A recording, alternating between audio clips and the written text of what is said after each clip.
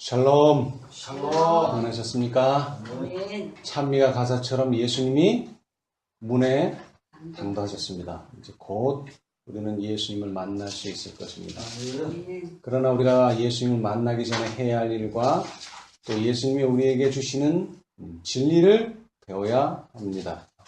오늘 이 안식일에도 그 놀라운 진리를 배우고 우리 예수님을 기쁨으로 맞이하는 저와 여러분이 되시기를 바라겠습니다. 아멘. 자, 우리 마태복음 24장입니다. 마태복음 24장. 예수님께서 아주 훌륭한 궁전을 보시면서 뭐라고 말씀하셨습니까? 훌륭한 궁전을 보시면서 마태복음 23장 38절. 보라, 너희 집이 황폐하여 버림바 되리라.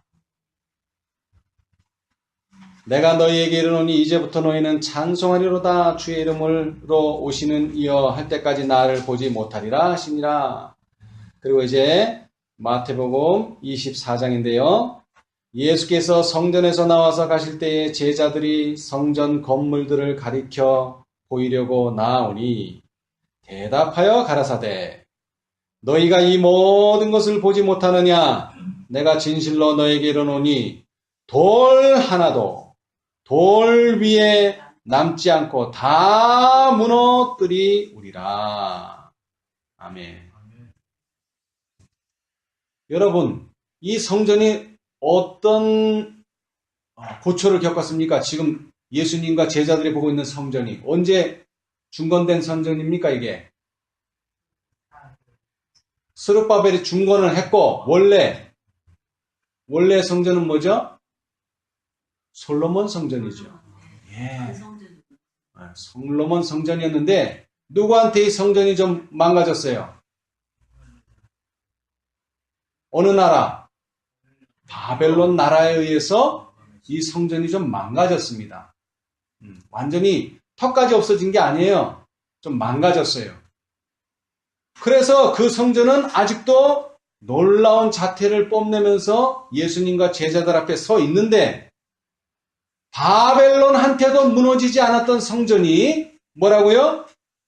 돌 하나도 돌 위에 남지 않고 다 무너뜨리우리라. 이 말은 아주 제자들에게 충격적인 말씀이었습니다. 이 말씀을 듣고서 제자들이 충격에 쌓여서 3절 예수께서 감람산 위에 앉으셨을 때에 제자들이 종용이 와서 가로되 우리에게 이르소서 어느 때에 이런 일이 있겠사오며 또 주의 임하심과 세상 끝에는 무슨 징조가 있사오리까? 자, 지금 몇 가지를 질문했어요. 몇 가지? 세 가지죠. 어느 때에 이런 일이 있겠습니까? 그 다음에 주의 임하심은 언제입니까? 또 세상 끝에는 무슨 징조가 있습니까? 세 가지를 질문했어요. 근데 이 세 가지를 왜 질문하게 됐느냐면 예루살렘의 멸망과 아울러 예수님의 재림에 대해서 또 앞에서 설명했기 때문에 그렇습니다. 그래서 이것을 모두 질문했어요. 어떻게 가르쳐달라? 지금 이 성경에 기록된 것보다 뭐하게? 자세하게 좀 가르쳐 달라는 것이죠. 자, 그러자 예수님께서 대답을 하십니다. 4절. 예수께서 대답하여 가라사대 너희가 사람의 미혹을 받지 않도록 주의하라. 이거 어느 질문에 대한 대답이에요, 이게? 자, 세 가지 질문했죠? 어느 때에 이런 일이 있겠습니까? 그 다음에 주의 임하심은 언제입니까? 세상 끝에는 무슨 징조가 있습니까? 이거 어디에 대한 대답이에요, 이게? 해당 사항 없습니다. 여러분, 해당 사항 없어요. 이거는 직접적인 대답이 아닙니다. 그러나 이 세 가지를 듣기 전에 뭐를 조심하라? 사람의 미혹을 받지 않도록 주의하라. 이 말을 여러분 잘 기억하시기 바랍니다. 예수님이 하신 말씀이 지금 24장에 정확하게 기록되어 있습니다. 근데 누가 와서요? 사람들이 와서 예수님의 말하신 의도와는 전혀 관계없이 이 사람들을 미혹하기 위해서 말하는 사람들이 나타날 것을 제일 먼저 경고하셨습니다. 여러분, 사람을 조심하십시오. 사람을 조심하십시오. 그러나 좀 더 읽어보면 나오지만 저는 여기서 추가적으로 말씀드립니다. 듣는 것을 조심하십시오. 보는 것을 조심하십시오. 거기다 더 첨가하면 스마트폰을 조심하십시오. 여러분, 오늘날 우리 정보가 다 어디서 옵니까? 요즘 현대에. 오늘날 스마트폰에서 나옵니다. 사람이 직접 찾아다니지 않습니다, 여러분. 아, 나는 사람 조심해야지. 사람 안 만나야지. 근데 스마트폰 열심히 보면 미혹당합니다, 여러분. 스마트폰을 보지 말라는 것이 아니라 하나님이 말씀하신 그 줄거리, 하나님이 말씀하신 그 핵심을 잃어버리면 미혹을 당하게 된다는 것입니다. 자, 우리 시대의 소망.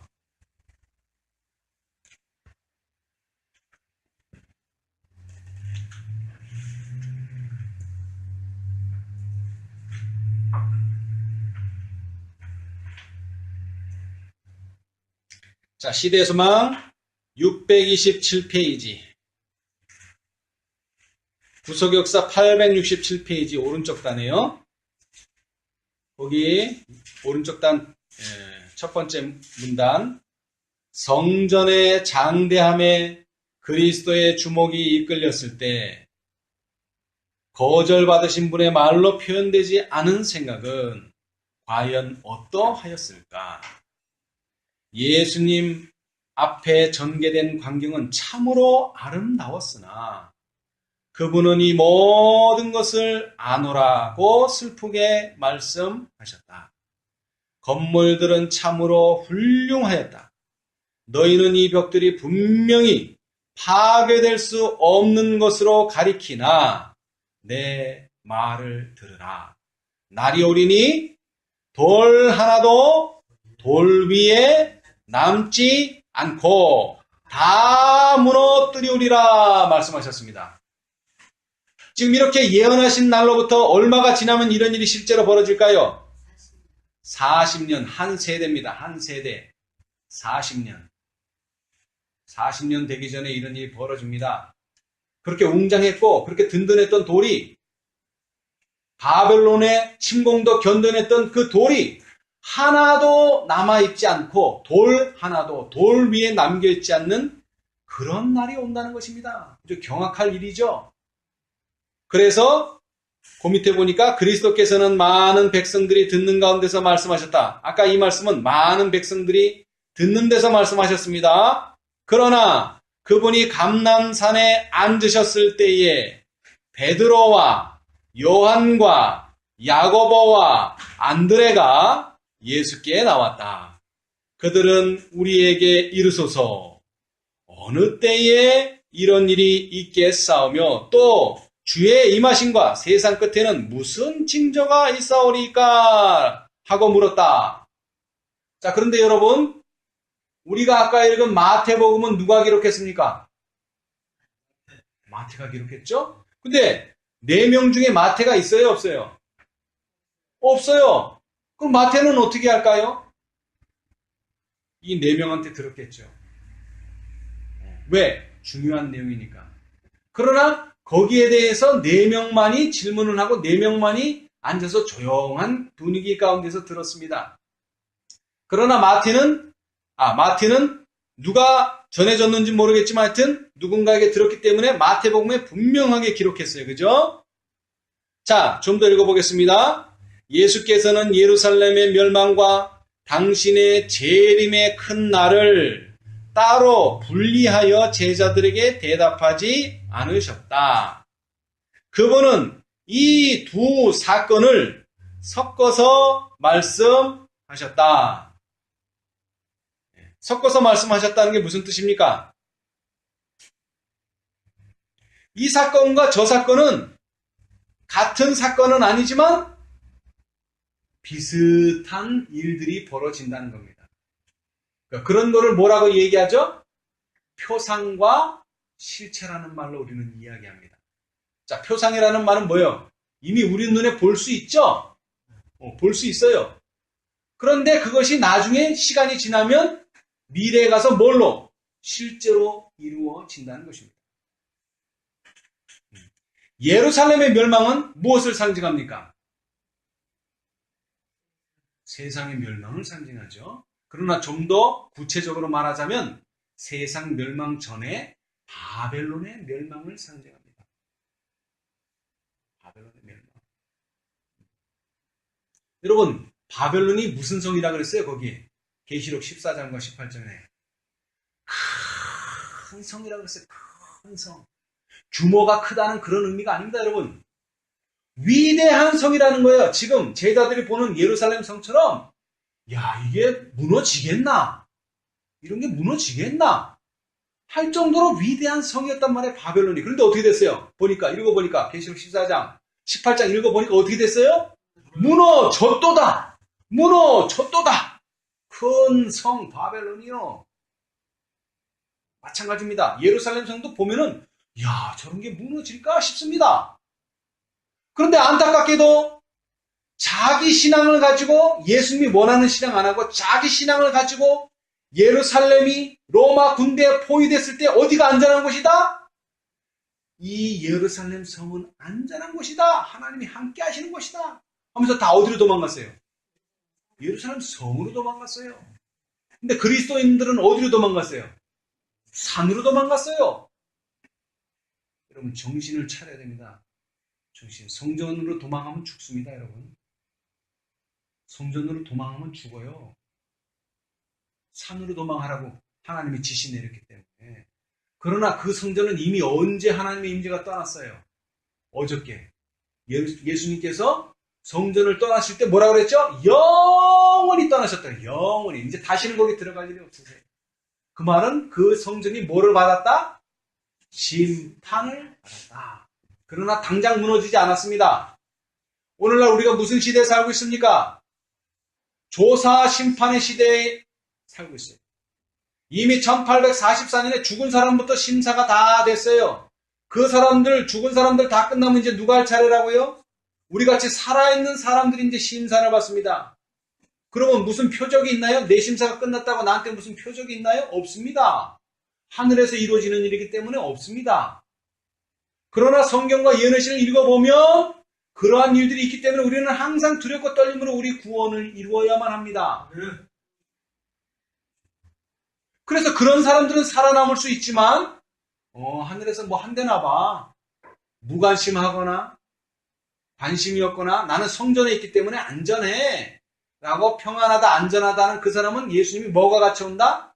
덫과 같이 온다. 도둑과 같이 온다. 오늘 그거를 좀 연구해 보기를 바랍니다.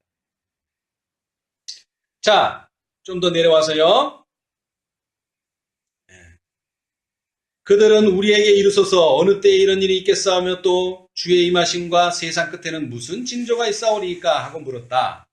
예수께서는 예루살렘의 멸망과 당신의 재림의 큰 날을 따로 분리하여 제자들에게 대답하지 않으셨다.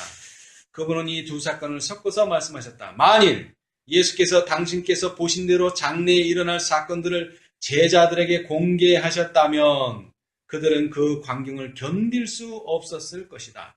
그들에게 자비를 베풀어 그분은 두 큰 위기를 섞어서 설명하시고 제자들이 스스로 그 뜻을 연구하도록 하셨다. 제가 여러분에게 오늘 이 말씀을 드리지만 이것은 여러분이 연구하도록 제가 말씀드리는 것이 제가 시시콜콜하게 다 말씀드리지 않습니다. 여러분 제자들처럼 제자들이 스스로 그 뜻을 연구하도록 하셨다. 우리도 스스로 연구해야 합니다. 스스로. 목사님이 가르쳐주는 게 아닙니다. 이거는. 장로님이 가르쳐주는 게 아니에요. 스스로. 그러나 여러분이 스스로 연구할 수 있도록 재료를 오늘 공급해드리는 것입니다. 자, 좀 더 내려와서요. 예수께서 예루살렘의 멸망을 언급하셨을 때 그분의 예언의 말씀은 그 사건을 넘어 주께서 일어나사 세상의 죄를 심판하셔서 땅이 더 이상 죽임을 당한 자들의 피를 숨기지 못하고 그대로 드러내놓을 수밖에 없는 그 최후의 날에 일어날 대재화의 사건에까지 미쳤다.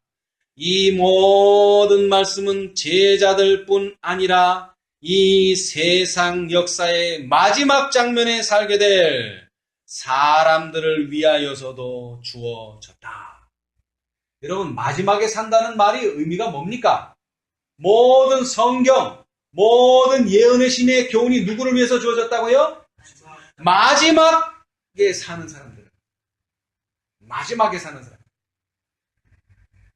이거는 그 이스라엘 사람들 거야. 이건 유대인의 거야. 이게 아닙니다. 이 모든 것이 다 누구를 위해서? 라오디게아 시대에 사는 우리를 위해서, 나를 위해서 주어졌다는 것입니다. 무얼로? 거울로, 거울. 여러분, 거울 보면 어떻게 됩니까? 거울 보면 어떻게 돼요? 내가 보이죠? 근데 거울을 보는데 자꾸 남이 보이는 사람들이 있어. 그 사람 거울 보는 사람 아닙니다. 거울 보면 누가 보이죠? 내가 보여요. 남이 안 보여. 거울 보는 사람은 남이 안 보여. 남이 보이는 사람은 남의 거울 보고 있는 사람이 지금 내 거울을 봐야 돼. 내가 나를 거울을 통해서 봐야 된다고.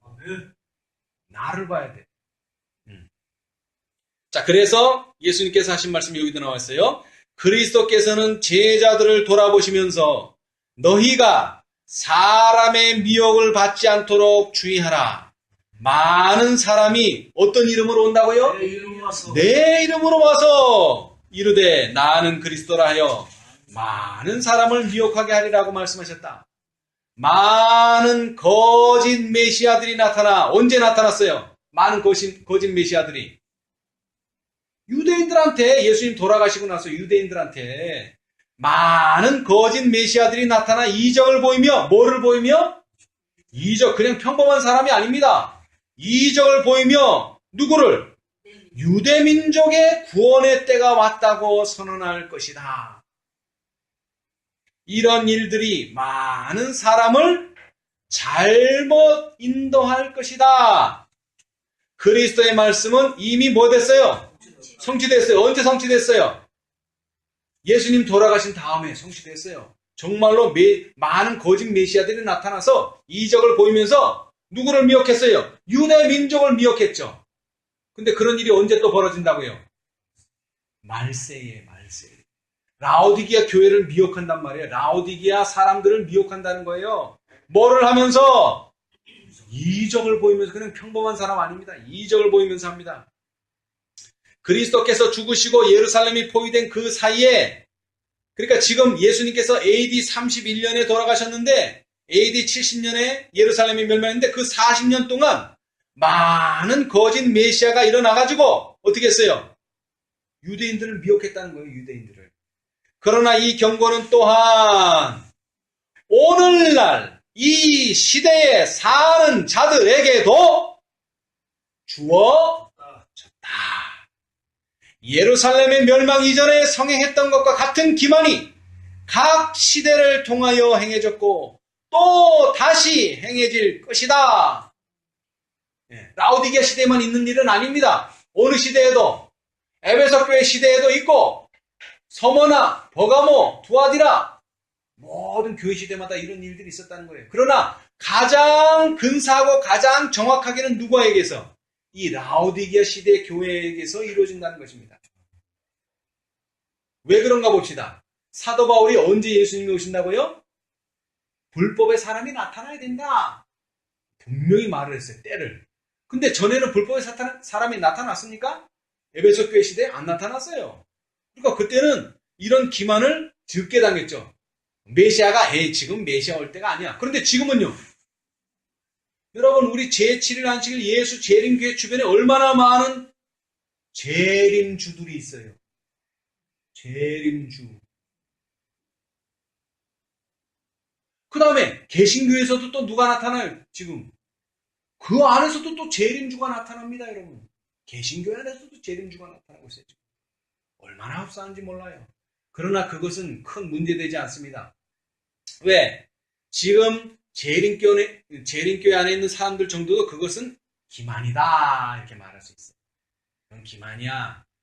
예수님 안 오셨어. 예수님은 곧 오셔. 지금은 안 오셨어. 자, 그런데 어디에서 이제 문제가 되기 시작하는가 좀 더 읽어봅시다. 자, 난리 소문을 듣겠으나 너희는 삼가 두려워 말라. 이런 일이 있어야 하되 끝은 아직 아니니라. 예루살렘의 멸망 전에 사람들은 주권을 잡으려고 서로 다투었다. 실제로 예루살렘 멸망하기 전에 난리가 있었다는 거예요. 유대인들에게. 그렇죠? 예, 난리가 있었어요. 자, 그러면은 이 라오디게아 시대는 어떤 난리가 있었나요? 어떤 난리가 있었어요? 어떤 난리? 제1차 세계대전, 제2차 세계대전. 정말로 전에는 한 번도 듣도 보도 못하던 전쟁이 어떤 전쟁? 세계대전이 일어났습니다, 여러분. 바벨론이 그 바벨론 나라를 이루기 위해서 전쟁을 어마어마하게 했어요. 그러나 그것은 어떤 전쟁입니까? 그냥 전쟁이에요. 그냥 전쟁. 세계 전쟁이 아니에요. 나라와 나라 사이에 이르는 작은 전쟁이었어요. 그런데 1900년대에 들어오면서 세상에 무슨 일이 벌어졌다고요? 세계가 다 전쟁에 빠졌어요. 세계가. 그래서 이름을 뭐라고 붙였어요? 세계대전. 그런데 어떤 재림교회는 그거는 유럽에서 일어난 전쟁이야. 세상 사람들도 인정하고 있는 전쟁을 유럽 전쟁으로 만들어버려요. 우리는 분명히 세상 학교에서도 배웠어요. 이건 유럽 전쟁이 아니고 뭐다? 세계, 큰 대자는 세계 대전이다 그랬어요. 세계 대전. 그 당시에 모든 세계가 어디에 참여하게 됐다는 거예요? 전쟁에 참여하게 됐다는 것입니다. 그것도 한 번도 아니고 몇 번? 2번씩이나. 그런 일이 벌어졌죠? 그럼 예수님이 오실 시간이 또 어떻게 된 겁니까? 더 가까워진 겁니다. 지금 순서대로 말하고 있어요. 처음에 뭐가 나타난다? 거짓 메시아가 나타나고, 두 번째는 난리 소문을 듣고, 그죠? 예, 그런 일이 시작한다는 거. 그래서 재난이 시작한다는 거예요. 재난. 왜냐하면 민족이 민족을, 나라가 나라를 대적하여 일어나겠고, 처처에 또 뭐가 일어난대요? 기근과 지진이 있으리니 이 모든 것이 재난의 시작이니라고 말씀하셨다. 그리스도께서는 랍비들이 이 징조들을 보고 그것들은 하나님의 선민들을 압박하고 있는 나라들에 내리시는 하나님의 심판이라고 선언할 것이라고 말씀하셨다. 이게 무슨 뜻입니까? 이 재난이 일어나는데 이 재난이 왜 일어난다고요? 지금 예루살렘이 멸망할 거기 때문에 일어나는 게 아니고, 그런 징조가 아니고 유대 민족을 핍박하는 나라들한테 일어난다는 게 지금 이게 유대 나라를 핍박하는 나라들. 그렇죠? 근데 그거 아닙니다. 지금 이 재난이 일어나는 건 뭐라고요? 이 자기들이 살고 있는 이 예루살렘 성이 멸망할 날이 멀지 않았다는 걸 가르쳐주고 있어요. 지금. 자, 그 다음에 좀 더 나가서요. 그들은 이 징조들이 메시아 강림의 표적이라고 선언할 것이었다. 그러나 속지 말라. 이 징조들은 뭐라고요? 그분의 심판의 시작이다. 여기서 심판을 누구를 심판한다는 거예요? 유대인들은 말했어요. 이것은 누구를 심판한다? 이방인을 심판하는 거다, 이거는 지금. 근데 이 심판은 누구를 심판한다, 지금? 유대 민족을 심판하고 계신 것입니다, 지금. 그들은 자기 스스로 살펴보아야 한다. 자, 오늘날 이 심판, 조사 심판은 누구를 위한 심판입니까? 저 이방 사람입니까? 저 개신교인이에요? 물론 개신교인 중에도 있겠죠. 그러나 실제적으로는 예수님의 재림을 받아들인 사람, 예수님을 맞이한다고 준비하고 있는 사람들을 조사하고 심판하고 계십니다, 지금. 그럼 누가 살펴야 돼요? 누구를 살펴야 돼요? 아, 저 사람들을 살펴야 되는구나. 가 아닙니다. 그들은 자기 스스로를 살펴보아야 한다. 에이, 저 사람들 보라고 저 심판받을 짓을 하고 있네. 그럴 때가 아닙니다, 여러분, 지금. 나를 봐야 돼, 지금 나를. 우리를 지금 심사하고 있다고요. 저 세상 사람이 아니고.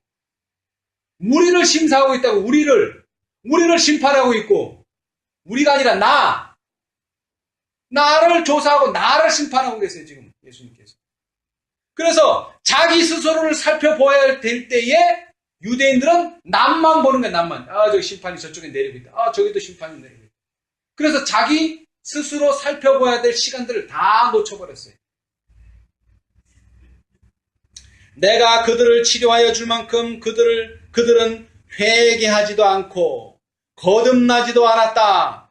그들이 속박에서 해방되는 표라고 말하는 그 징조는 바로 그들의 멸망의 징조이다. 자, 이제 그 다음 사건이 또 벌어집니다. 그때에 사람들이 너희를 환란에 넘겨주겠으며 너희를 죽이리니 너희가 내 이름을 위하여 모든 민족에게 미움을 받으리라. 그때에 많은 사람이 시험에 빠져 서로 잡아주고 서로 미워하겠으며 그리스도인들은 이 모든 고통을 당하였다. 부모들은 저희 자녀들을 배반하였고 자녀들은 저희 부모를 배반하였다. 친구들은 저희 친구들을 사내들인에 넘겨주었다. 박해자들은 스데반과 야고보와 다른 그리스도인들을 살해하여 저희 목적을 성취하였다. 지금 무슨 일이 벌어져요? 사람들을 환란에 넘겨줍니다. 자, 그런데 여기서 우리가 주의해야 할 것이 있어요. 여러분, 이때 당시는 예수님의 진리를 가진 사람들을 이렇게 했지만 예루살렘이 포위된 다음에는 무슨 일이 벌어졌어요? 예루살렘이 포위된 다음에는 그때에도 사람들이 사람들을 고발하고 막 넘겨줘요. 그때도 이런 일이 있었어요. 그래서 많은 재림교인들이 언제 우리가 분리되느냐? 일요일협령이 나면은 우리가 분리된다 라고 생각하고 있어요. 그러니까 지금은 라오디가 상태가 되었든지 말았든지 이 교회 꼭 눌러 앉아 있어야 된다. 이렇게 생각하고 있어요. 그런데 그것은 약간의 착각입니다. 예루살렘이 포위되기 전에 지금 벌어지는 일의 일은 뭐 때문에요? 뭐 때문에? 진리를 전하기 때문에 그런 거예요. 진리를. 누구의 진리를? 예수님의 진리를 전하면 누구처럼 돼요? 스데반처럼 죽습니다. 돌에 맞아 죽어요. 야고보처럼 죽습니다. 야고보처럼 죽어요. 자, 그런데 거기에 대한 설명을 이렇게 하셨어요. 하나님께서는 당신의 종들을 통하여 누구를 통하여? 당신의 종들을 통하여. 그런데 이 종들이 나타나기 전에 누가 나타났어요? 지금 여기서 말하는 당신의 종들이 나타나기 전에, 다시 말하면 스데반과 야고보가 나타나기 전에 누가 나타났어요? 예수 그리스도가 나타났잖아요. 예수 그리스도가. 그런데 그거는 어떻게 했어요? 십자가에 못 박아 죽였는 것이 1차 경고예요. 1차 경고. 한 일의 절반에 그리스도가 죽습니다. 그러나 그래도 예수님은 또 기회를 주셨어요. 그런데 이건 무슨 기회예요, 이제? 마지막 기회입니다. 마지막 기회. 예수님의 진리를 그대로 뭐한 사람? 받아들인 예수님의 제자들을 또 죽이게 되면 이것은 끝입니다. 더 이상 은혜의 시기는 없습니다. 더 이상. 유대인을 위한 더 이상 은혜의 시기는 없습니다. 자, 하나님께서는 당신의 종들을 통하여 누구를 뒤이은 종들이죠? 누구의 뒤를 이은? 예수 그리스도를 뒤이은 종들 통하여 유대민족 백성들에게 회개할 수 있는 어떤 기회? 마지막 기회를 주셨다. 하나님께서는 당신의 증인들이 체포되고 신문을 받으며 옥에 갇히는 경우들을 통하여 당신 자신을 나타내셨다. 여러분, 다니엘의 세 친구가 딱 풀무불에 들어갔는데 분명히 3명을 넣었는데 몇 명이 보여요? 4명. 누가 나타난 거예요? 예수님. 여기도 분명히 말했죠? 예수님께서는 당신의 증인들이 체포되고 신문을 받으며 옥에 갇히는 경우들을 통하여 누가 나타난다? 당신 자신, 예수 그리스도가 나타납니다, 여러분. 예수 그리스도가 나타납니다. 자, 그러니까 예수님이 어떻게 되는 거예요? 2번 죽는 게 되어버리는 거죠. 그죠? 그 제자들과 함께, 그 예수의 증인들이 나타났을 때 예수님이 함께 했는데, 증인을 죽이고 핍박하면 결국 예수님을 죽이고 핍박하는 꼴이 되어버리는 거죠. 그럼 예수님을 뭐? 2번. 사도 바울은 뭐라고 경고했어요? 2번 죽이면은 안 된다고 아주 절실하게 얘기했어요. 이것은 뭐예요? 은혜식의 끝입니다, 여러분. 한 번 죽였으면 회개하고 돌이킬 수 있는 기회가 있어요. 유대인에게도. 그러나 두 번째 죽이면요. 더 이상 회개할 기회는 없습니다.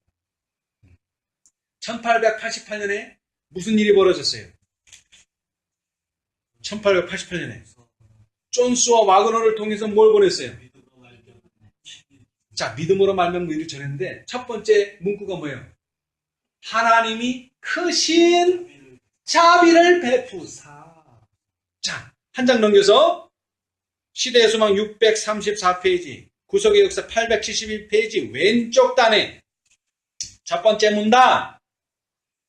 우리는 그리스도께서 재림하시는 시간을 알지 못함으로 깨어있으라는 명령을 받았다. 주인이 와서 깨어있는 것을 보면 그 종들은 복이 있으리로다. 주의 오심을 바라는 자들은 한가하게 기다리고 있지 말아야 한다. 그리스도의 재림에 대한 기다림은 사람들로 하여금 주를 두려워하게 하며 죄에 대한 심판을 두려워하게 한다. 이것은 그분의 자비의 제한을 거절하는 큰 죄를 그들에게 깨닫게 해준다.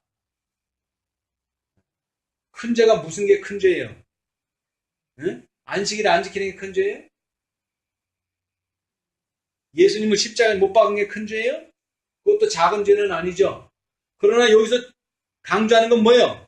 그분께서 제안한 자비를 뭐하면? 거절하면 그것이 큰 죄라는 것입니다.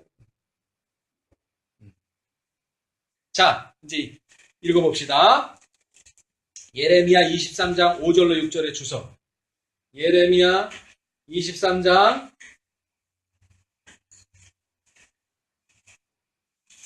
5절과 6절의 주석. 이제 그러면서 이제 이 내용과 비교해서 읽어봅시다. 주님께서는 그리스도의 의를 받으라는 초청. 주님께서는 뭐를? 크신 자비를 베푸셔서.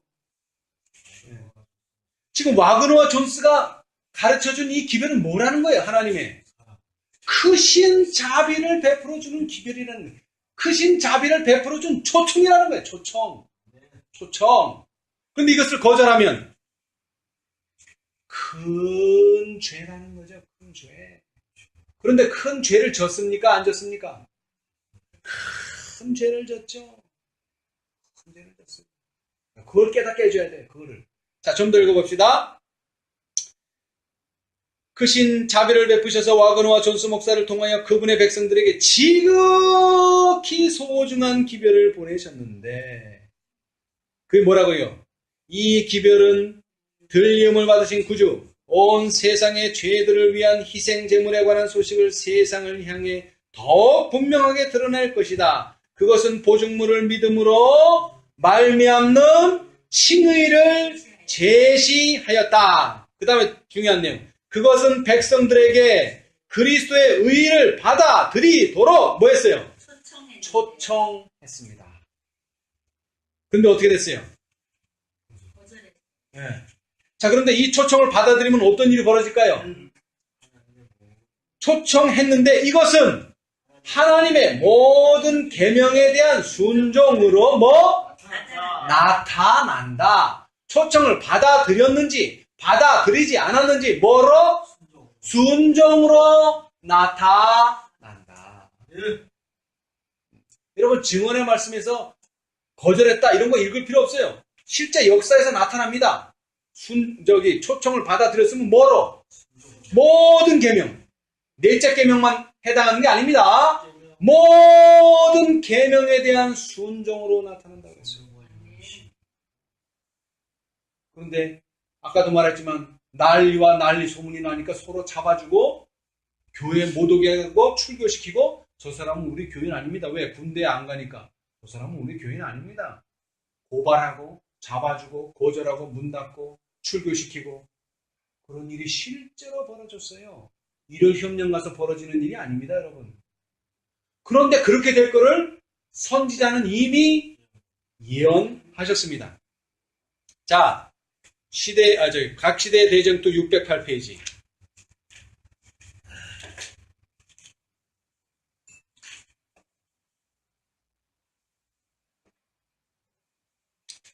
자, 1656.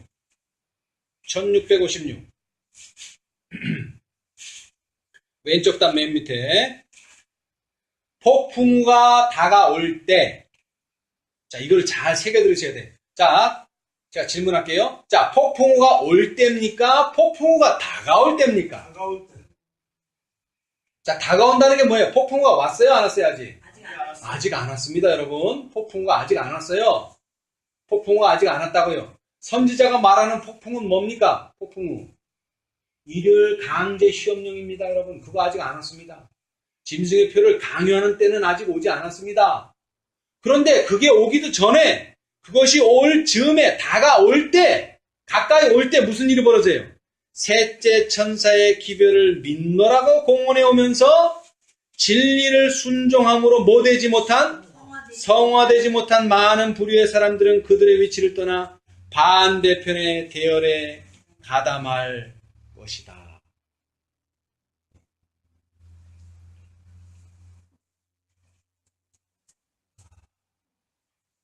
폭풍과 올 때도 물론 이런 일이 있지만은 폭풍과 오기도 전에 가까이 올 때 그런 일이 벌어져요. 자, 그런데 자, 여기까지만 읽고 자, 계시록 18장. 계시록 18장 1절 주석.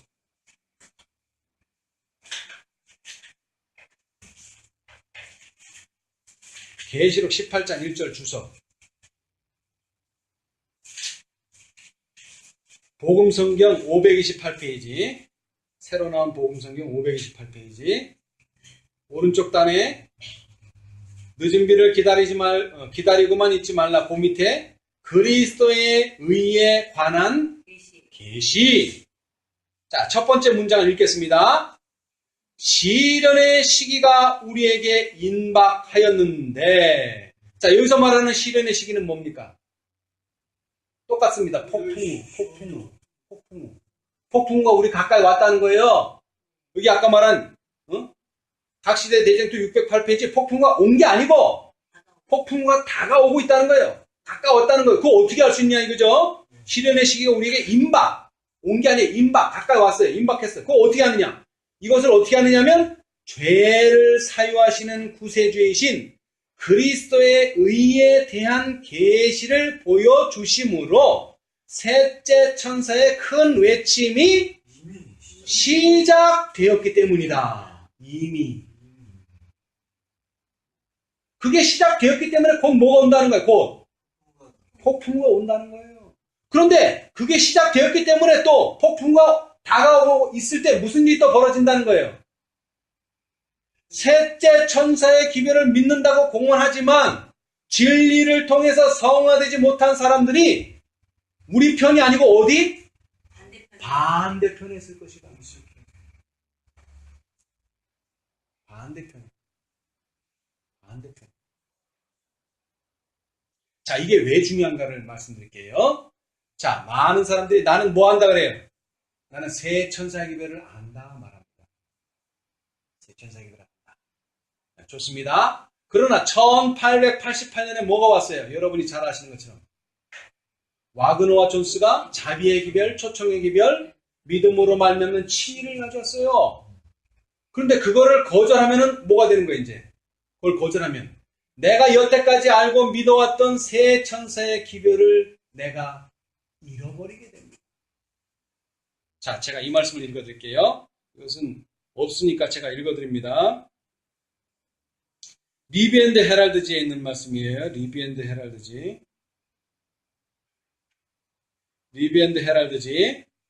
자, 이제 연도를 잘 들으세요. 연도. 1889년 11월 5일. 1889년 11월 5일. 그러니까 1888년부터 한 1년 정도 지난 뒤의 말씀이에요. 이 시대의 가장 결정적인 중대한 질문은 누가 여호와의 편에 있는가? 누가 이 세상의 진리의 기별을 전하기 위하여 계시록 18장 천사와 연합할 것인가? 누가 그의 영광으로 땅을 환하게 할 빛을 받아들일 것인가 이다. 자, 이것이 무엇입니까? 이것이 우리가 아는 계시록 18장 천사고 셋째 천사 다음에 오는 천사이기 때문에 몇째 천사? 넷째 천사. 그러나 넷째란 말 안 써도 돼요. 계시록 18장 천사를 여러분 받아들여야 됩니다. 그래야지 우리가 전에 이해했던 셋째 천사의 기별이 온전히 이해됩니다. 그러나 이것을 거절하는 순간 내가 여태까지 이해했던 셋째 천사의 기별도 잊어버립니다. 그 다음 예언의 신이 그걸 말해주겠어요. 이것은 1890년. 자, 지금 계시록 18장 천사와 연합할 것인가는 1889년 1년 전이고 거기서 또 한 해 지나면 뭐요? 1890년 5월 27일. 자, 이렇게 말씀하셨어요. 선지자께서. 셋째 천사의 기별은 이해받지 못할 것이다. 이게 무슨 말이야 이게? 응? 리비언드 헤럴드지 누가 보는 잡지입니까? 저 세상 사람 보는 게 아니에요. 세상 사람들이 보는 잡지는 시조예요. 시조. 시조는 세상 사람들을 위한 기별을 전해요. 리비언드 헤럴드지는 제7연식을 예수 재림 교인들한테 보여주는 잡지입니다. 이건 리비언드 헤럴드지는. 근데 거기에 이렇게 실렸어요. 셋째 천사의 기별은 이해받지 못할 것이다. 이게 무슨 말이야 도대체? 셋째 천사 기별 믿어서 다 재림교에 들어왔는데 셋째 천사의 기별은 이해받지 못할 것이다. 그 다음을 읽어보면 이해가 가요. 잘 들으세요. 그 영광으로 땅을 환하게 할 빛은 그 빛의 계속적인 영광 가운데 행하기를 거절하는 사람들에 의하여 거짓 빛으로 불리워질 것이다. 그러니까 계시록 18장 천사의 빛을 거절하면은 여태까지 내가 알아왔던 새 천사의 기별은 뭐로? 거짓 빛이라고 알게 된다는 거예요. 자, 다시 읽어드릴게요. 셋째 천사의 기별은 이해받지 못할 것이다. 그 영광으로 땅을 환하게 할 빛은 그 빛의 계속적인 영광 가운데 행하기를 거절하는 사람들에 의하여 거짓 빛으로 불리워질 것이다. 이루어질 수도 있었던 일들이 진리를 거절하는 사람들에 의해 이루어지지 않은 채 남아있게 될 것이다. 이것은 그들의 불신 때문이다. 우리는 진리의 빛을 반대하는 자들에게 하나님의 백성들의 길을 방해하지 않도록 탄원하는 바이다. 하늘에서 보낸 빛으로 하여금 그들에게 분명하게 확실한 빛으로 비추게 하라. 하나님께서는 이 빛을 비추고 있는 그대들을 보고 계시며 그 빛을 어떻게 취급하고 있는지에 대하여 책임을 물으실 것이다. 듣지 않는 자들은 책임을 면치 못할 것이다. 왜냐하면 진리가 이미 그들에게 와 있으나 기회와 특권을 경시했기 때문이다. 여러분, 넷째를 무시하면 넷째는 무시했지만 나는 아직 전에 가지고 있던 셋째가 있다. 천만의 말씀. 여러분, 빛을 거절하면 어떻게 된다고요? 내가 가지고 있는 빛이 어둠으로 변합니다. 어둠으로 변합니다. 자, 다시 말합니다. 자, 새 천사의 기별만 알 때는 이것이 새 것이었습니다. 마태복음 13장 새 것과 옛 것을 가져오는 집 주인과 같으니. 그런데 1888년이 돼서 뭐가 왔어요?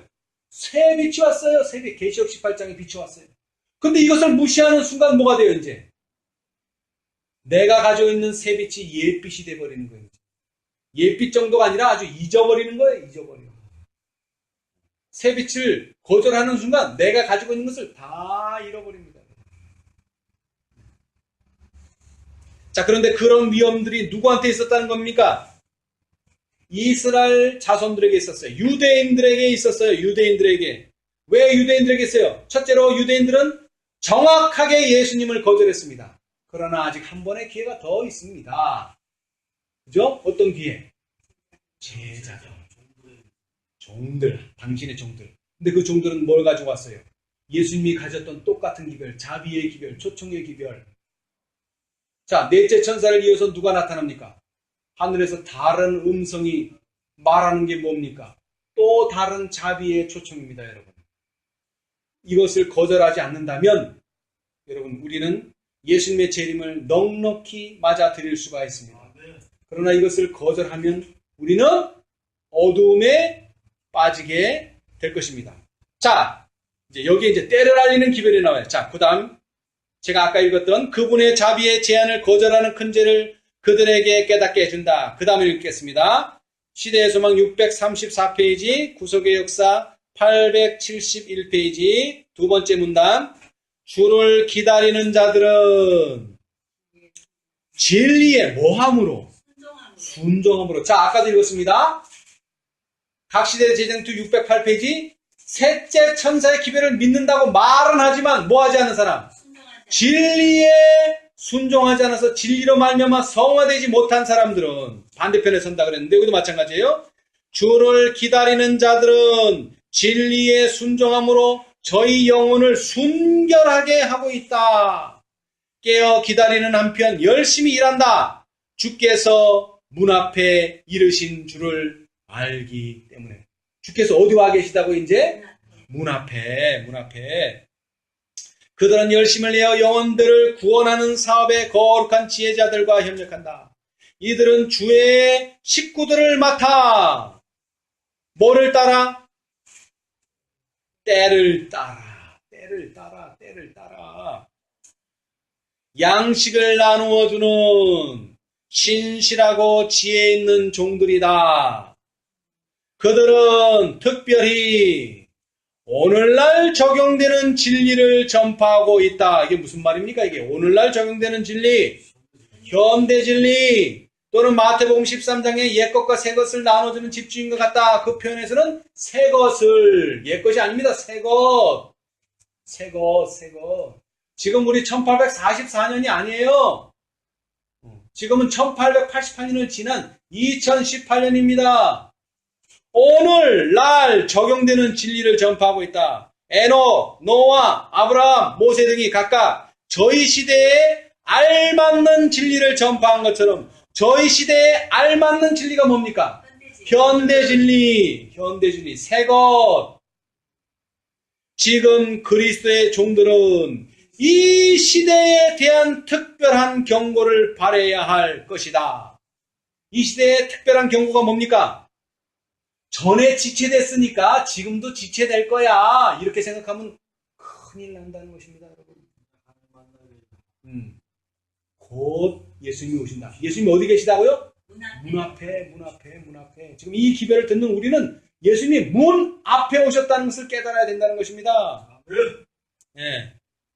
자, 그런데 이 사람들 중에 어떤 사람들이 있느냐면은, 자, 그러나 그리스도께서는 다른 부류의 사람들을 다음과 같이 나타내신다.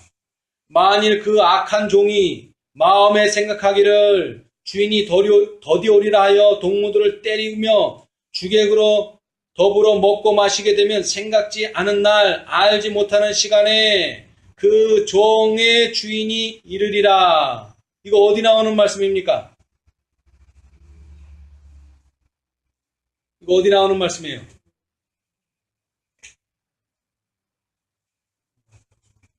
자, 누가복음.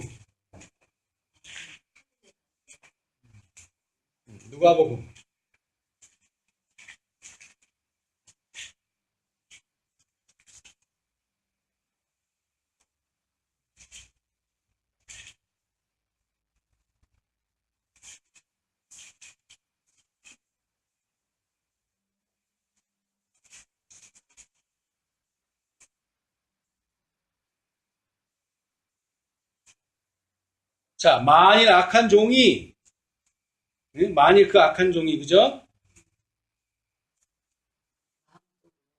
예. 예.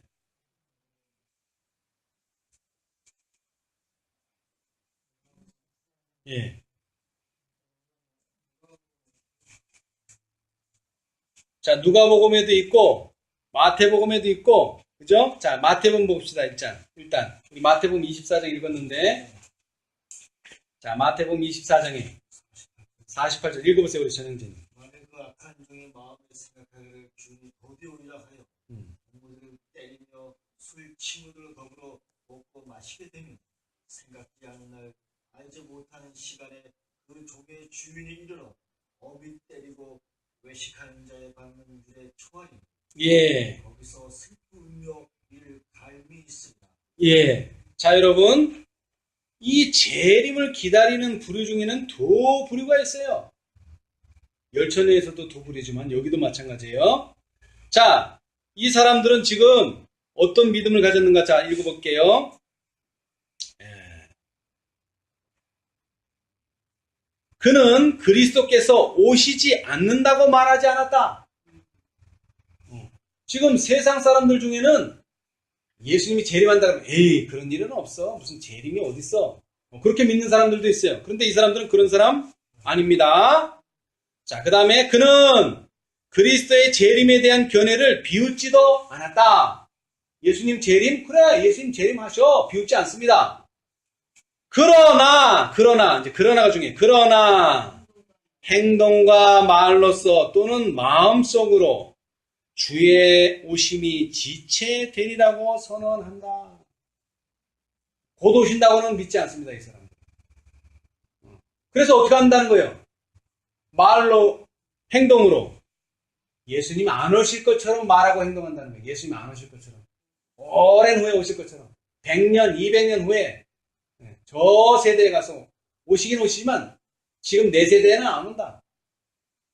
그는 주께서 빨리 오시리라는 확신을 다른 사람들의 마음에서 뭐하게 한다? 오호, 사라지게 한다. 그의 영향으로 사람들을 외람되게 하고 부주의하여 지체하도록 한다. 그들은 세속적인 취향과 무감각 속에 굳어진다. 세상 정욕과 부패된 사상이 저의 심령을 점령하고 있다. 악한 종이 주객과 같이 먹고 마시고 향락을 추구하는 일에 세상과 연합하고 있다. 그는 그의 동료 종들을 어떻게 하며? 때리며 저희 주께 충성스러운 자들을 비난하며 정죄한다. 그는 세상과 섞인다. 범죄하는 일에는 동료끼리 어울린다. 이것은 뭐다? 무서운 융합이다. 자, 그 다음에 만일 일깨지 아니하면 내가 도적같이 이르리니 어느 시에 내게 임하는지 내가 알지 못하리라. 그리스도의 재림은 거짓 교사들을 놀라게 할 것이다. 그들은 평화와 안전을 말한다. 뭐와 안전을 말한다고요? 자, 여러분, 평화와 안전을 어떻게 말할까요? 이 교회 안에만 있으면 돼. 이 교회 안에만. 흔들리지 말고 이 교회 안에만 잘 앉아있어. 그러면 뭐를 만난다? 그럼 뭐를 만난다? 예수님의 재림을 만난다. 네. 평화와 안전을 이야기하고 있어요. 근데 지금은 뭐 할 때예요? 지금은 뭐 할 때예요? 그렇게 평화롭게 신앙할 때가 아니란 말이에요. 지금은 평화롭게. 평화롭지 않다는 말이 뭐냐면은, 자, 왼쪽으로 와서요. 632페이지. 시대의 소망 632페이지, 구속역사 870페이지, 왼쪽 단, 첫 번째 문단. 그러나 예수께서는 당신의 재림의 날과 시간은 밝히지 않으셨다. 그분은 당신이 다시 나타나실 날이나 시간은 자신이 알게 할 수 없다고 제자들에게 분명히 말씀하셨다. 만일 그분이 이것을 자유로이 나타내실 수 있었다면 어떻게 됐을까요? 몇 년, 몇 월, 며칠 날 오신다고 이렇게 나타낼 수 있었다면 어떻게 됐을까요? 항상 기다리는 태도가 없어집니다. 항상 기다리는 태도. 그 날 근처 가서 일주일, 한 달, 1년 전에만 준비하고 항상은 준비 안 해. 항상. 그런데 우리가 맨날 말하는 예수님이 오늘 오신다는, 오늘이 아니라 내일 오신다는 그 말은 뭘 말하는 거예요? 뭘 말하는 거예요? 항상 기다려야 된다는 거예요. 항상. 어느 날에 가서만 기다리는 게 아니고 어느 날에 가서 기다리는 게 아니야. 우리는 항상 기다려야 돼요. 그러니까 뭐가 되는 거예요, 이제 사람들이. 항상 기다리기를 10년을 하고 항상 기다리기를 20년 하니까 사람들이 어떻게 돼, 이제? 아, 왜 안 오시는 거예요, 예수님이? 왜 안 오시는 거예요? 여러분, 예수님께서 예수님의 그 말씀에 실망했을 때에 그 1844년들의 사람들한테로 이제 다시 그 경험으로 돌아가 봅시다. 이 사람들이 1844년 10월 22일에 엄청난 실망을 당하기 전에 어떤 슬픔을 겪었어요? 자기가 사랑하는 교회로부터 쫓겨났어요. 분리됐단 말이에요. 분리하는 것도 슬픈 일이에요. 가족과 분리하고, 아는 사람과 분리하고, 친구와 분리하고, 아는 교회와 분리하고, 뭐든지 떨어지는 건, 이별하는 건 슬픈 일이에요. 그런데 그거보다 더 슬픈 일이 뭐예요? 10월 22일 날 예수님이 오신다고 분명히 믿었는데 예수님이 오시지 않는 실망이에요. 그게 더 커. 실망이 더 커. 그런데 그 실망보다 더 큰 신앙을 잃어버리게 하는 흔들림이 뭐예요? 지체. 예수님이 10년이 되다나, 20년이 되다나, 1888년만 돼도 140년이 지나도 않아? 그 다음에 뭐예요? 지금 170년이 돼도 안 와. 그러니까 분리해도 끄떡 없었던 사람들이, 그죠? 실망해도 끄떡 없었던 사람들이 지체는 그냥 다 나가 떨어지는 게 지체는 다 나가 떨어졌어요. 그러나 우리는 지금 170년이 돼서도 예수님이 오시지 않았지만 우리의 태도는 뭐라고요? 항상 기다려야 된다는 거죠. 근데 그렇게 해주는 힘이 뭐예요? 그렇게 해주는 힘, 그렇게 해주는 능력, 그게 어디서 와요? 그게 바로 넷째 천사한테서 오는 거예요. 셋째 천사가 뭐에 힘들고 분리에 실망하고, 그 다음에 뭐요? 예수님이 오시지 않아서 실망했을 때 셋째 천사가 도와줬듯이 이제는 뭐요? 넷째 천사가 그 지체되면서 오지 않을 때에 힘과 능력을 주는 거예요. 그런데 벌써 1888년부터도 또 얼마가 지났어요? 또. 한 3, 40년이 흘렀단 말이에요. 또. 그러니까 또 뭐가 필요한 거예요, 이제 또. 또 그 넷째 천사가 전에 셋째 천사에게 줬던 힘과 능력과 힘이 또 필요해서 누구를 보냈어요, 또? 천사들을 보냈어요, 천사들을. 그래서 지체되지 않는다는 거죠, 이제는. 왜? 예수님이 문 앞에 왔다는 그 기별을 전하는 게 문 앞에 왔다. 보라! 신랑이로다! 맞으러 나오라! 진리를 경멸하고 거절하는 자가 뻔뻔스럽게 될 때에, 여러 가지 영리적 사업의 원칙을 무시하고 일과를 수행할 때에, 학생이 성경은 연구하지 않고 각 방면의 지식을 열심히 추구하고 있을 때에 예수께서는 도적과 같이 임하신다. 세상의 모든 것들이 흥분 상태에 있다. 여러분 요즘 스마트폰 보면 그래, 세계 볼 것도 없어. 우리나라가 아주 흥분 상태에 있어요. 아주. 여러분 정신 차리세요. 그런데 흥분하면 안 돼요. 우리는. 정신 차리세요. 많은 사람들이 세상과 연합했다니까 돈 벌고 이런 데만 하는 줄 알아요, 여러분. 여러분 세상 일에 너무 관심 갖지 마세요. 큰일 납니다, 우리. 정신을 차리셔야 돼요, 지금. 예? 우리는 그런 일에 관여할 그런 때가 아니에요. 기도는 해주세요, 기도는. 왜? 지금 세상은 모든 것들이 흥분 상태에 있어요. 지금 선지자가 보는 거예요, 선지자가. 왜 흥분시킬까요? 왜 흥분시킬까요, 사람들을? 여러분, 흥분하면 뭐 됩니까? 저도 남자지만, 남자들 흥분하면 어떻게 돼요? 폭발하네요. 화를 내고 막. 품성이 뭐가 돼? 예에서 품성을 증거해야 되는데, 감정이 흥분하면 나도 모르는 사이에 육신이 나오게 돼 있어요, 이거는. 나도 모르는 사이에, 나도 모르는 사이에, 이거는. 그러니까 여러분, 세상이라고 하니까 자꾸 돈하고 이런 것만 생각하지 마세요. 큰일 납니다, 여러분. 무엇이든지 하나님의 신앙과 관계없는 것들과 관련돼서 거기에 흥분하면 큰일 납니다, 여러분.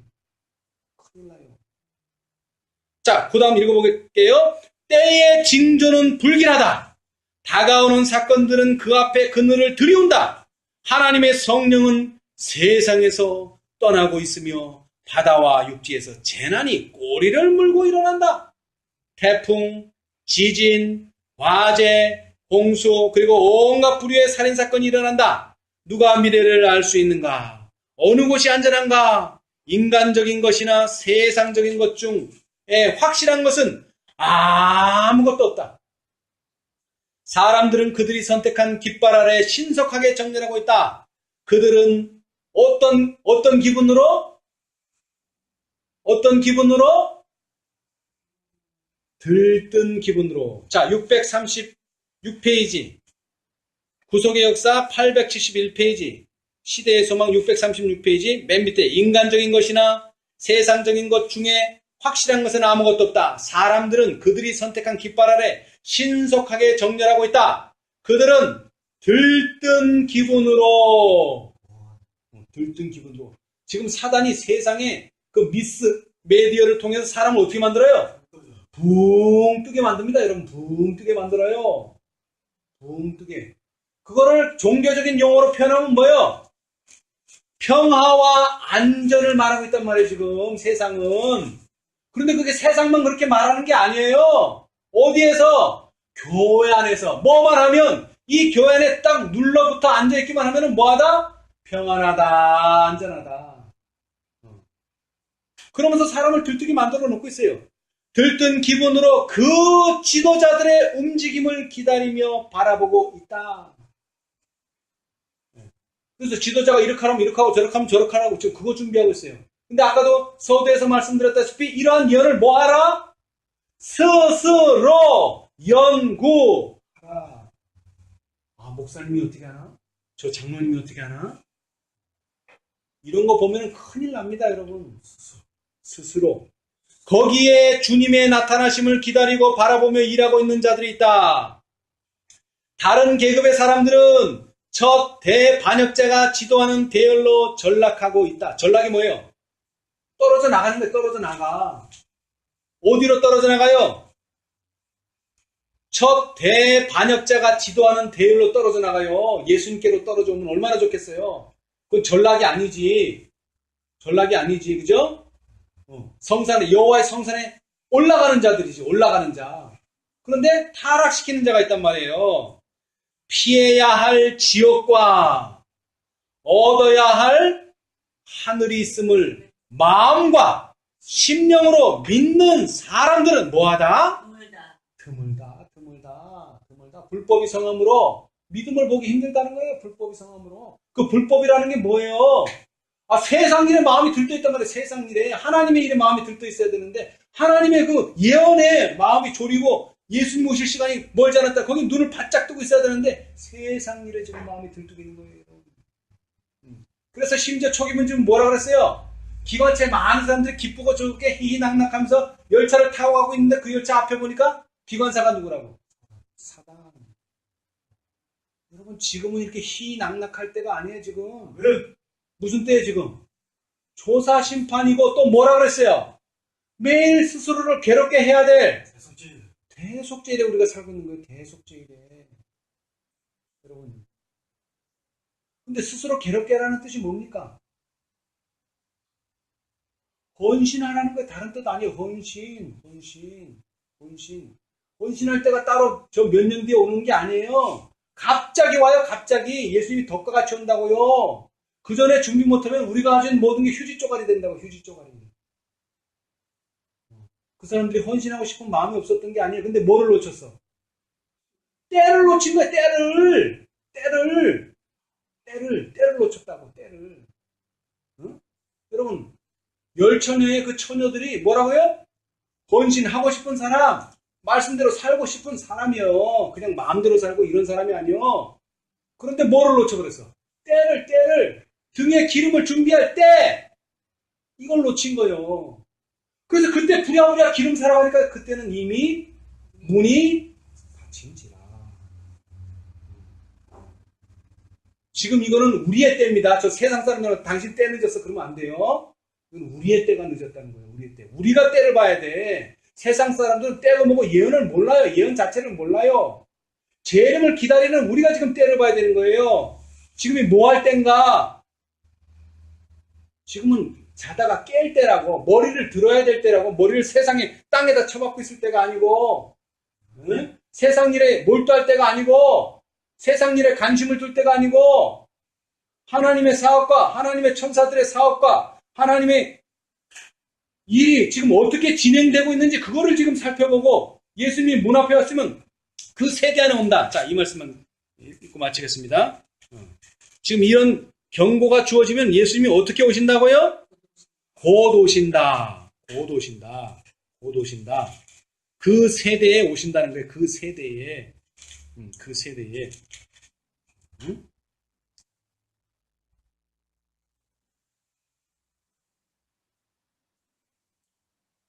그 세대에 자,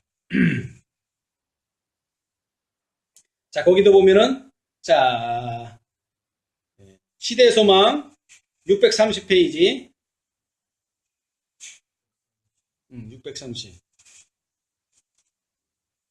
630페이지 구속역사 868페이지 맨 마지막 오른쪽 맨 마지막 문단에서 하나 둘 셋 넷 위에 이 경고는 이게 무슨 경고예요?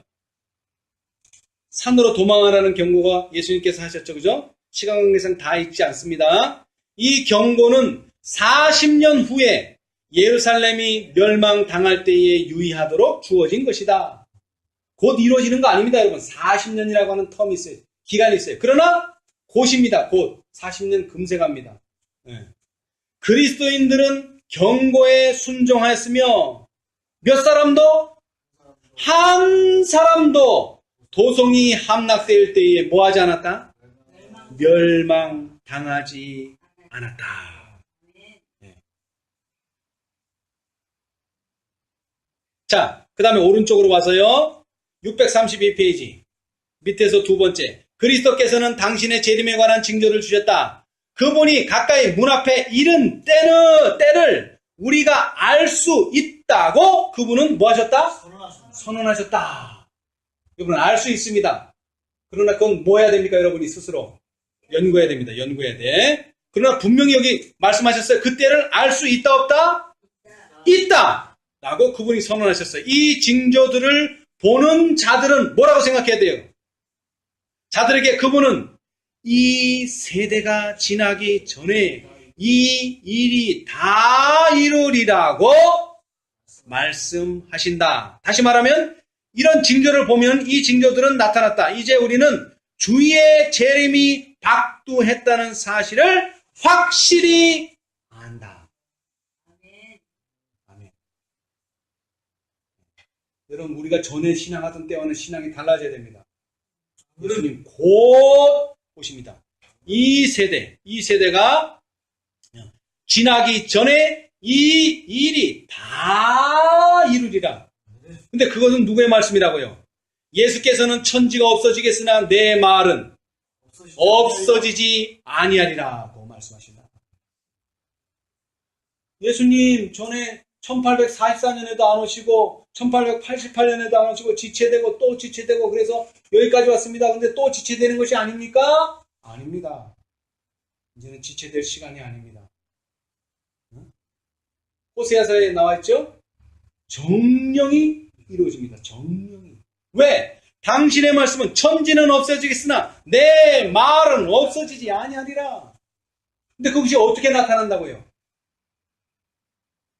지금 셋째 천사부터는 뭘 잘 봐야 됩니까? 셋째 천사부터는 뭘 잘 봐야 돼요? 셋째 천사부터는 뭘 잘 봐야 돼요? 왜 재림을 그렇게 사모했던 사람들이 실망을 당했어요? 왜 실망당했어요? 하늘의 사업과 관계없이 일했기 때문에 그래요. 하늘의 사업과 관계없이 성소를 보지 않고 사업했기 때문에 그래요. 그러나 그것은 하나님께서 계획하신 일입니다. 그렇게 실망당하더라도 계획하신 일입니다. 그러나 지금 우리가 성소를 보지 않고 지성소를 보지 않는다면요, 그건 계획하신 일이 아닙니다. 지금 예수님께서 지성소에서 무슨 일을 하고 계시는지 분명히 알아야 되고 그 사업과 우리의 사업은 연결되어 있어야 됩니다. 그래야지 예수님이 덕과 같지 않으십니다. 왜? 여기 분명히 말했잖아요. 그리스도께서는 당신의 재림에 관한 징조를 주셨다. 그분이 가까이 문 앞에 이른 때를 우리가 알 수 있다고 그분은 선언하셨기 때문에 절대로 그냥 도둑처럼 오지 않습니다. 그럼 도둑처럼 오는 사람들은 누굽니까? 미련한 처녀가 되면 도둑처럼 옵니다, 여러분. 다시 말합니다. 그들은 자기 스스로를 살펴보아야 한다.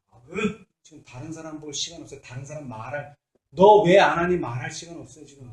내가 안 하고 있는 것은 무엇인지, 내가 부족한 것은 무엇인지, 나는 하나님과 연결되어 있는지, 나만을 바라봐야 돼, 거울을 통해서.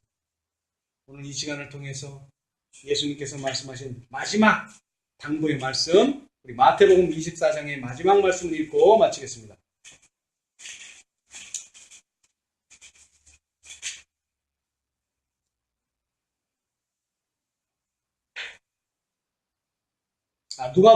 누가복음이죠. 누가복음 21장 34절에서 36절까지 너희는 스스로 조심하라. 그렇지 않으면 방탕함과 술 취함과 생활의 염려로 마음이 둔하여지고 뜻밖의 그날이 덕과 같이 너희에게 임하리라. 이 날은 온 지구상에 거하는 모든 사람에게 임하리라. 이러므로 너희는 장차 올 이 모든 일을 능히 피하고 인자 앞에 서도록 항상 기도하며 깨어있으라 하시니라. 아멘. 우리 모두 항상 기도하며 깨어있는 저와 여러분이 되시기를 간절히 바라면서 말씀 마치겠습니다. 아멘. 감사합니다.